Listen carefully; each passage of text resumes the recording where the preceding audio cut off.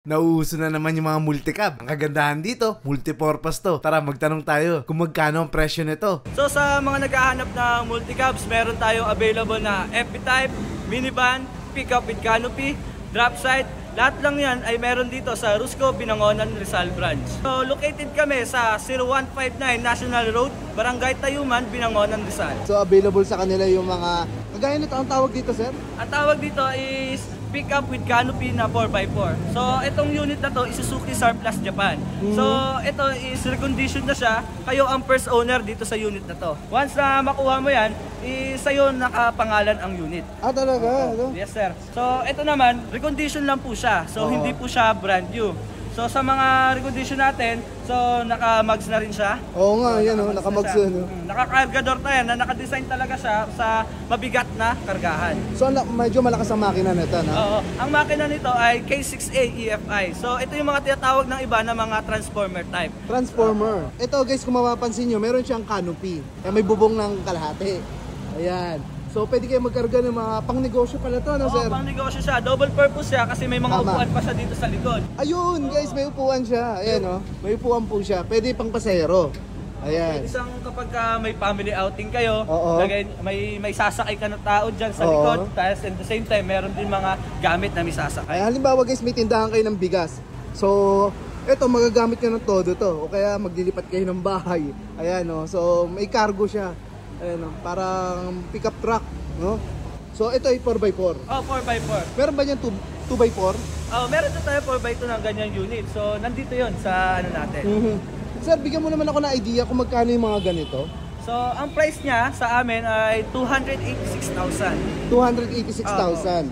So guys, kung hindi natin afford yung pickup truck, kasi yung pickup truck na ano, yung mamahalin yon, million yon. So ito guys ay magkano ulit to, Sir Francis? 286,000. 286,000, wala pang 300. So brand new na yung gulong, ayun oh. Naka-mugs pa siya.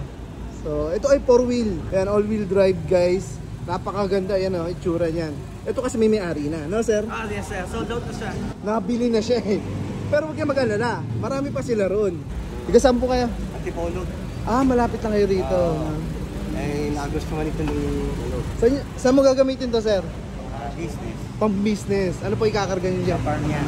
Ah, Sir Claudio, ayan, yung bagong may-ari ng ano, pang ano to, pick up. Gagamitin daw sa farm. No, sir?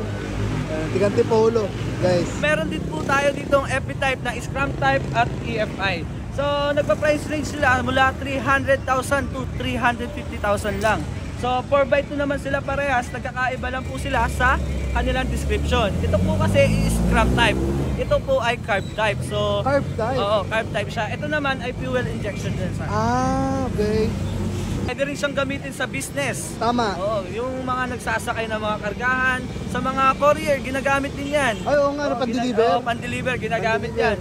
Tapos at the same time, family service kasi may mga upuan siya sa likod na 6-seater na pwede siyang sakyan ng tao. Tama ka dyan, sir. Saka tipid ba ito sa gas? Oo, tipid sa gas ang unit natin dahil ito ay 3-cylinder lamang. Yun.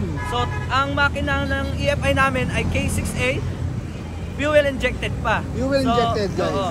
So, ang capacity niya naman is tipid talaga siya sa gas. Mga ilang taon pwedeng sakay dyan? So dito sa unit namin, parehas naman siya 6-seater. So 6-seater kabilaan, so 12 na person na pwede natin isakay sa likod. Then dito, driver and isang passenger. So total capacity niya is 14 person na may sasakay. 14 person, kasama ang grabe. driver. 14 katao, kaya daw isakay na itong ano na to. Itong FB type nila, napakaganda no, kasi biruin nyo, pwede mo siyang pang negosyo, pwede rin pang pamilya. Ito yung tsura, FB type na ano, multi-cab.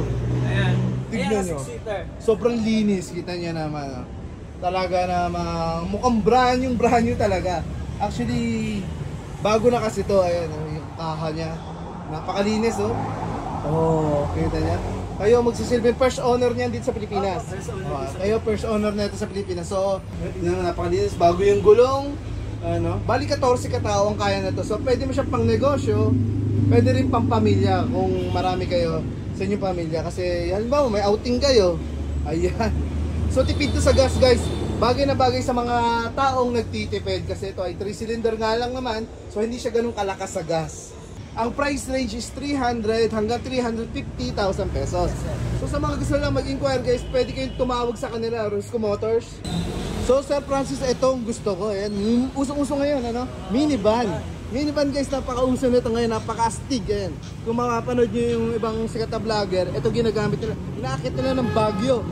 Ayan, minivan. Isa rin sa mga tipid na sasakyan dahil ito ay 3-cylinder din daw. Yes sir, EFI na rin yung mga ganyang unit. EFI, so fuel injected. Etong mga unit ito is from DA64W and DA64V. Available pa sa atin yan. So sa mga ganitong unit kasi is mga by order units kami sa mga recondition nito. So kapag once na gusto mo ng unit na to, mapo-provide naman namin para sa inyo. So guys, tatawag lang kayo sa kanila. Ipa-flash ko na lang yung number. Ayan. Kung gusto niyo umorder ng ganitong kagaya na napakaganda kasi yung kit-kit niya, oh. So, minivan ang tawag. Description naman niya, meron tayong manual saka automatic. Saka ang mga ano natin, ang mga ganitong unit natin is air conditioned na. Air condition, guys. Air condition pala tong si minivan. Air conditioned siya, so di ka na-hassle sa biyahe kasi mainit sa biyahe, Oo air nga. conditioned na siya. So, ang ano natin sir, dito sa unit na to, pwede rin silang umorder sa amin na 4x2 or 4x4 lang. O pipili sila. Oo. Pwede kayong mamili kung anong gusto niyo, 4x2 or 4x4. Mapoprovide natin yan. Kung gusto mong automatic na 4x4, manual na 4x4, pwede yan dito. O guys, pipili kayo ng transmission nyo kung gusto nyo ng automatic or manual. Gaya na ito, sample to ng manual eh. Oo, manual to guys.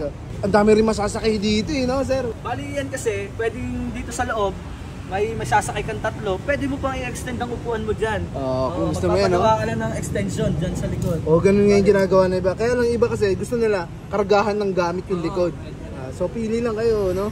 So para siya mas marami siyang masasakay kaysa sa kotse. So naglalaro ang price range namin dyan from 300 to 395,000. Depende na yun sa description na gusto mo. Pwede mo i-overload sa accessories, pwede mo pang i-upgrade. Basta kung anong description gusto mo, mapoprovide natin yan.